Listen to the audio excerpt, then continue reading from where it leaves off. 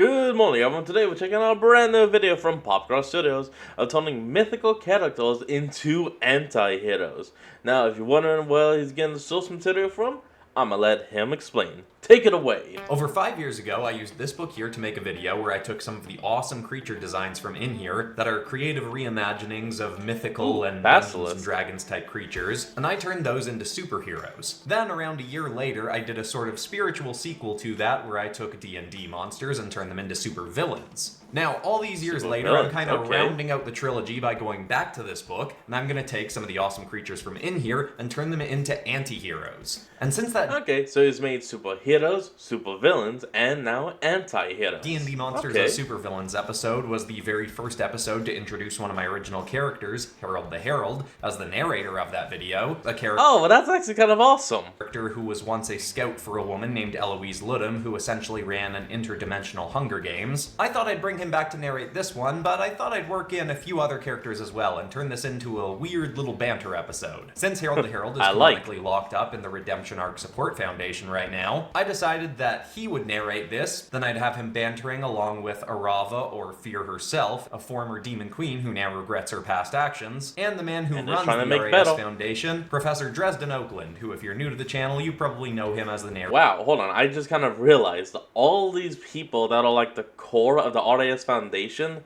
are all people that were pretty much regular humans, gained godlike powers, did something disastrous, and are now feeling sad and want to redeem themselves.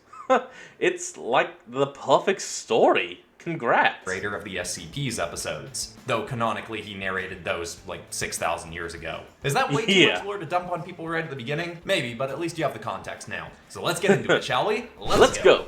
Hit like if you want. Subscribe if you feel like it. But either way, enjoy the show.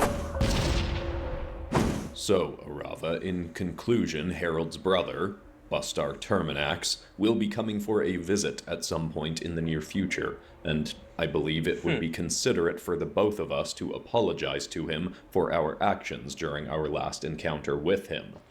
Alien 4. And by our actions, you mean my actions, right? Well, I could have conducted myself more compassionately as well, I'm sure.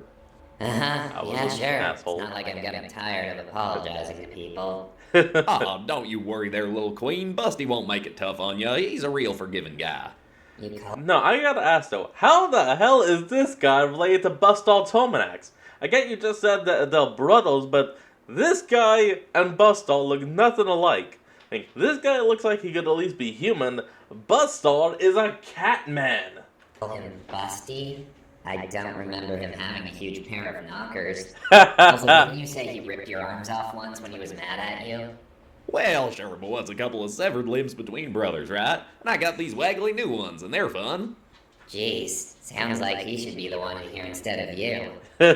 Then again, you probably got thousands of people killed by kidnapping them for little psychotic death arenas. Yeah. Oh, come on now. I get that they were a bit on the moral dubious side, but we showed a lot of folks a good time with them. If I recall correctly, you and Prof. Oakland here had a gander at one of them yourselves in the tussle of the tails.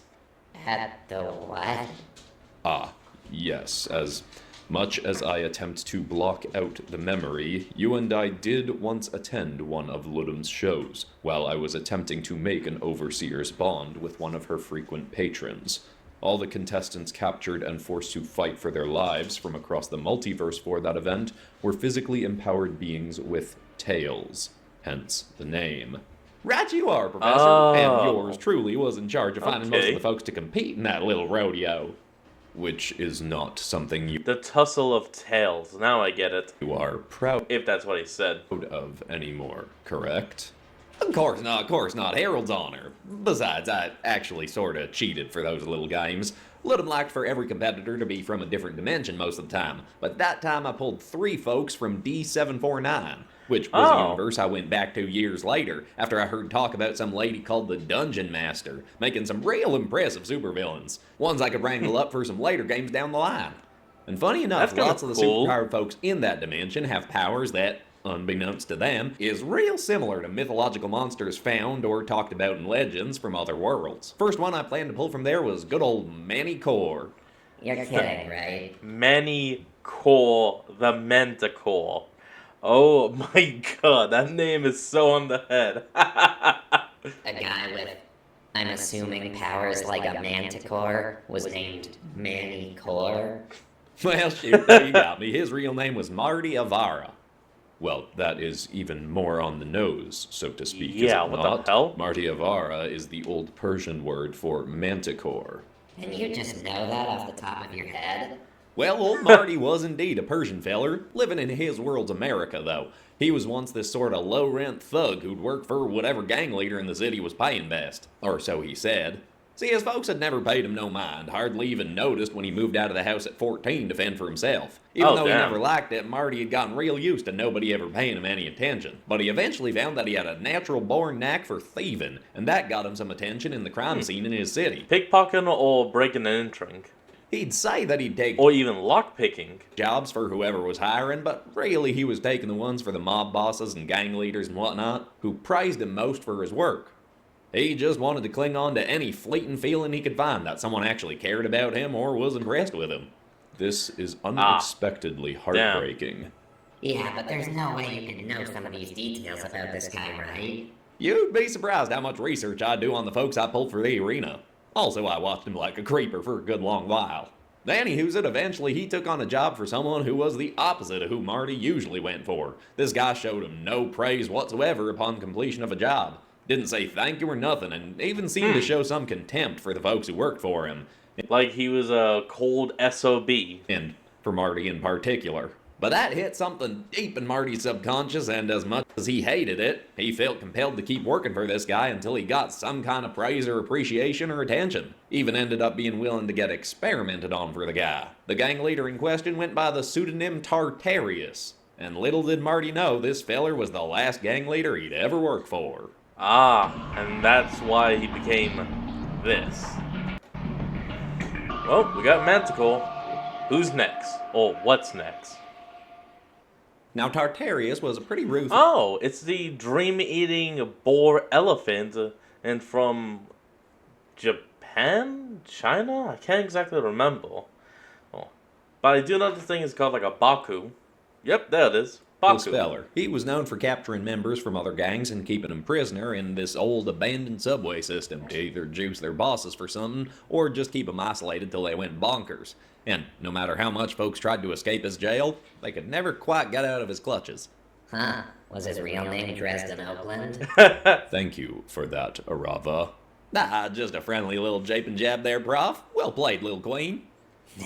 Thanks. Anyway, Tartarius was moving up in Okay. the criminal underground and wanted to build himself an army of superpowered ne'er-do-wells to work for him. He'd acquired enough dough to hire some right crooked bioengineers, and he offered a hefty sum to any of his subordinates who was willing to undergo some experimentation. Marty thought he saw a chance to impress Tartarius and leapt on it like a jackrabbit on a June bug. The doc who experimented what on that him used means? a combo of irradiated scorpion and lion DNA to alter Marty's genetic code. Sure, science words that we can pretend make sense. Go on. Well, Hey, how come I'm the only one? Well, Dresden can probably understand it as well, but how come we're the only ones that can understand this? It's Arava, you made monsters and crap. could go into more detail, but figured no And again, that's magic, not science. sense telling you how the cow ate the cabbage. Point is, he got 3 times stronger, 7 times faster, 8 times more durable, and sprouted a real funky scorpion tail, out of which he could shoot these poison needles that could knock someone out with 1 shot or kill him dead with 3 or 4. Damn. Depending on the person. He showed off this power to Tartarius, and wouldn't you know it, the man gave a brief good job to the bioengineer and just gave Marty an order to go out on a job. Oh. No appreciation shown for taking the risk to get experimented on. Marty was real ticked, but still did as he was ordered, thinking, this time for sure I'll impress him. Marty did a few jobs, robbing other gangs, capturing some high-ranking tough guys, Some even this took on and some that. superpowered ones who gave Marty a run for his money. And while Marty was being a significant asset, still no praise. And worse still, a bunch of other supergoons were getting their own power puff up, so he wasn't going to be the toughest under Tartarius' employ for long. Powers had already been given to this new feller Azo, who will come up later. How did this guy not get that Tartarius was never gonna appreciate him? How smooth-brained can you be? Well, often our subconscious is drawn to what's familiar, not what's actually good for us, and if you ain't aware of that, you can keep compulsively going back to things that are bad for you to feel that false sense of safety that comes with familiarity. I hate to say it, but yeah, no, he is completely right. That's actually what a lot of people do. Even when it really ain't good for you. Sometimes you say stuff that makes it hard to believe you spent years working for an insane psychopath. Arava, we endeavor to never use the terms insane or psychopath at the Foundation as casual insults. Why, because of all the insane psychopaths here? Correct. Yeah, you can't use those two words as an insult in this place, because everyone is literally insane, psychopathic, so it's not an insult, it's just a classification. Alright, sorry. Anyhow, Marty finally hit his breaking point when Tartarius gave him an order to go and kidnap the son of this rogue agent sort of super gal called Bakula. She didn't exactly look like one in the traditional sense, but she had powers real similar to a Chinese/Japanese folklore critter called the Baku. They're like these elephant, rhino, tiger, cow sorts of things that feed on folks' dreams. They can be called in to consume nightmares too, but calling one in to do that is risky, because it might just keep on eating and eating and eating until it devours your hopes and ambitions as well. Bakula's Yeah, a dream to them is like a potato chip. They can have one, but a nightmare is like an endless buffet, and once they get started, they can never stop. powers was right in that sort of vein. Okay. She could feed on folks' dreams while they slept, but also if someone was daydreaming and wasn't aware of her being nearby, she could feed on them then too, usually leaving them pretty dazed and confused. If she fed on them long enough, they could even spend a few days acting outright insane, cuckoo bonkers. The effort is appreciated. Harold, go on. Anyway, once she feeds on the minds of others, her own physical powers will manifest for a while. Stronger the more she's fed. She sprouts a big old tail, claws, can float on the wind, and shoot clouds of this red mist that make folks other than her right dizzy, and is usually pretty good for making escapes. Of course, That's pretty that good. ain't no good if she's asleep in her own house. Tartarius had gotten some folks to track down where Bakula lived, seeing as how she had taken it upon herself to go after some of Tartarius's top brass and bring them into the police. See, she may be a soup for hire, but she's got her own code too, and wouldn't abide any of the gangs getting too violent or getting too big for their britches. Marty tried to convince Tartarius So she kind of hacked them down if they did get too big. that he could bring her in, not her kid, but Tartarius wasn't having it. He wanted to send a real clear message. But being sent to kidnap a 3-year-old kid was finally enough to snap Marty out of his impressing obsession stupor to realize Tartarius wasn't a particularly nice feller to work for. Yeah. One rule of crime, leave kids out of it. Done. I mean, hell, that's an actual rule in the Batman universe. It was like, Killer Croc. I can't remember completely who, but I believe it's Killer Croc, John Crane, Scarecrow, and the Joker, I think actually overheard the Riddler. No, I can only remember 2 of the 3 people in it, but Killer Croc and Scarecrow overheard that some other criminal was planning to blow up in an orphanage with the kids all inside. They heard, went to stop them, but when the guy refused, they beat the shit out of him, put field toxin in him, and dropped him off at the police, and then left. There is one rule in Gotham: you do not harm the children, ever. Well, shoot, look at you getting all the way to this part of the video. You know, there's over 700 videos like this one on the channel, with more coming up every week. So I reckon if you ain't 700, damn. subscribed yet, it's in your best interest to do that. Or even to leave a suggestion for other stuff Pop could turn into superheroes or whatever else you like. Heck, there's even a video like this coming up on Monday, but where he's fusing together subscriber-submitted heroes and villains. And the next Ooh. subscriber redraw theme will be announced in that video, for you to participate in if you're so inclined. And if you're That's gonna be really nice. liking what you're seeing here, you might want to even grab one of Popcross's coloring books or illustrated novels from his Amazon or Blurb bookstores. Harold, did he black out with his eyes open or something? Oh. Well, they're calling me back to the canonical realm, so it's time to heat up the bricks. Links to the bookstores are in the description, and I'll see you on the other side. Badass. Now, Marty decided right quick. What the hell is that thing? It's from Aztec mythology, and it's called Azulit? I don't know, but I don't like it. It's like some fucked up auto. Wasn't gonna take no kiddo, but there was a problem. Tartarius made him wear this funky-looking eyeball helmet with a camera in it on jobs, so he could see what Marty was cooking. If he did anything other than the mission, Tartarius would know about it. So, the day before he was supposed to do the job, good old Marty went on down to Bakula's place without the helmet, planning to break in through the window and just have a little chat with her. He had to break into her house for a chat. He couldn't just knock on the door. Well, he... Would you open the door if you saw like a 7-foot man there with a giant scorpion tail just going at your door? No, of course not. probably figured someone might have been watching the door to her building. Unfortunately, there was also someone watching the window.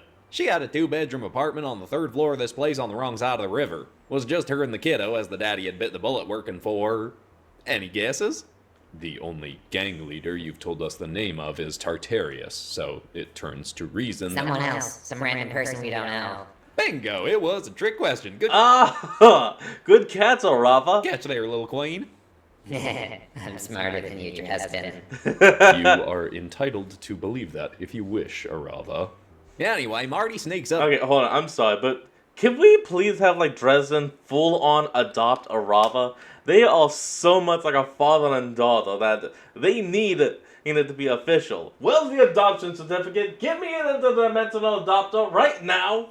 To her window, but before he can even bust in, this big watery claw shoots up and snatches him off the wall. He gets yanked down into the river next to the building, and that feller I mentioned earlier, Aizo, starts trying to drown him. Say, it turns out Aizo had worked his way up in Tartarius' ranks just so he could get given superpowers, then planned to use them to take the big boss down. He figured all the shady stuff he'd have to do under the dubious feller's employ to work his way up the ranks would be balanced out by the good he'd get to do with the powers once he got them. He heard Marty was going to be sent after a kid, and he was drawing a line there too. He had the same sort of thought as Marty to go warn Bakula, but when he saw Marty there, he thought Marty was just moving in early. Hence the little kerfuffle in the water. Okay, He jumped to conclusions. but what are this Azo guy's powers besides some kind of water claw? Oh, right, sorry about that. See, he's basically got the powers of an Aztec mythical critter called an Ahuizot. They're these In Ahuiza, okay. black critters that live in the water, got a human hand at the end of their tail, and drag folks into the water to drown them. Aizo got some elevated speed and strength, and could also swim like the dickens. He could breathe underwater, and could expand even the tiniest amount of water into a tail claw for himself to use to grab and swipe at folks. So he's Wait, so he could turn like a single raindrop into a 20-meter long tail? I don't know the actual length, I just said 20 meters. It's probably only like maybe 5. got Aztec monster powers and fights with fluids that come out of his butt. Wasted opportunity if his superhero name isn't Montezuma's Revenge. That is somewhat juvenile, Arava, but also quite clever. Wow, you Oh, laugh. damn it. Sorry about that. That's new. Well, that is indeed right clever, little queen, but this Azo feller took himself a little too serious to name himself after Traveler's Diarrhea. He had a real Batman sort of attitude, but without really having earned that yet. Is Batman a reference y'all get? Yeah. No. I am familiar, and we actually have a variant of Bruce Wayne as a patient at the Foundation. Really? I reckon I'd like to meet him. Trust me, you would not. Is it Batman from the Absolute Universe? Is it Absolute Batman? Not yet, anyhow. Alrighty, if you say so. Anyhow, Marty and Azo eventually work out that they are both thinking along the same track. So they both meet up with Bakula and propose a little team-up. The three of them working together should be enough to take down Tartarius. Bakula wasn't much of a team player, but since these fellers was risking their lives to help protect her kid, she got on board. She left the kid at her sister's place, let her powers fade enough so that her tail disappeared, then she could disguise herself to get into the big boss's base with her new 2 buddies. The 3 of them made it. Perfect. Quick question though. Since you said she has to eat dreams and all, can she bottle those dreams and then eat them later? And wouldn't you know it, Tartarius wasn't so tough to beat, since he'd been too afraid to get experimented on to get any powers himself. Marty knocked him out with one of his venomous needles, Azo distracted his goons, and Bakula fed on his dreams enough to power herself right up. Then she finished him off, and they all tried to get out of there. But neat. Tartarius had already powered up a bunch of other goons who got onto the scene right quick. Not Them neat. and a bunch of other regular powered goons with guns showed up, so our little trio was basically facing down an army to get out of there. Like I said, escaping Tartarius was no simple feat, even after he kicked the bucket. Which is why I swooped in and ported the 3 of them out of there to Ms. Ludham's arena. Wait, you were just there watching all this? Watching like a creeper, like I said. I'd gotten invested in these folks, so I pulled all 3 of them out and just convinced Ludum it was because they all had tails and would all be great fits for the competition, even if they was all from the same dimension. She wasn't thrilled about it, but she accepted it. Well, on the one hand, that is a compassionate thing for you to have done. Wait, where getting are they away now, from a then? dangerous situation. But Yeah, where are they now? Because Bakura, I'm not sure if that's how you pronounce her name, had a 3-year-old child! What the hell happened? you also still took them to an arena to fight to the death, including the mother of a young child. Yeah. Although, if I recall correctly, this was a rare case in which Eloise allowed 2 competitors to leave. Right you are there, Professor. See, I may or may not have slipped a little suggestion to Mr. Marty. I told him there was only supposed to be 1 person allowed to leave this little competition, but really all Ludum was looking for is a good show for the crowd. So if he wanted to get himself and his new buddies out of there, he just had to give the crowd a reason to want them all free. Surprisingly noble for someone who once put a rabid gorilla on a bus full of children.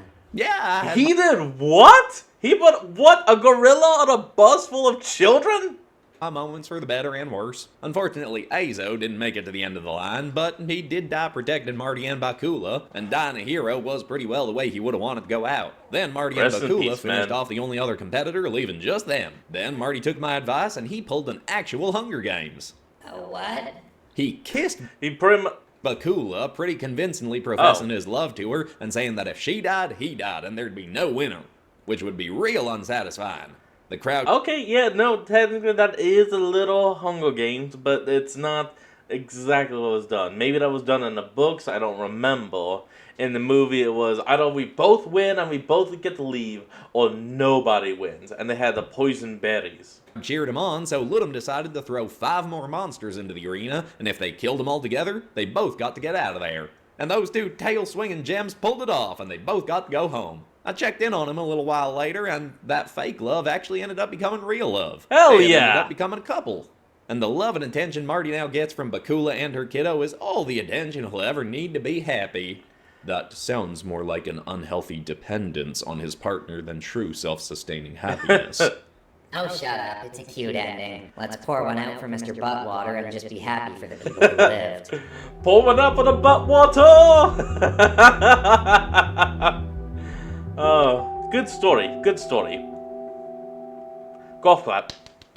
I know I've done this before, but can we just take a moment to look at how I used to draw buildings? And just regard the hilarious shift Yeah, look, those are just simple, like, blocks. in quality between then and now. Anyway, if you enjoyed this, you might want to go back Great to the details. D&D Supervillains episode narrated by Harold the Herald, or if you want to know more context about these characters, you could check out some of my longer-running original series, like Fear of the Demon Hunters, which tells Fear herself or Arava's story of redemption, leading up Right. to how she got into the Redemption Arc Support Foundation, or the Trismegistus Academy, which Harold doesn't play a big role in, but his old boss, Eloise Yeah, not Ludum, is the anymore. main villain of it. But besides that, that's all for today, except of course for ending this video on some kind of Positive, or inspiring note. And the thought I want to leave people with today is a quote that I find very comforting in confusing times, and instead of giving an explanation of it, I think I'll just say it and let you apply it to whatever situation it might resonate for. Yeah, it's by okay. a man named Coot Blackson, and he said, "Even though I don't understand what's happening right now, I trust that life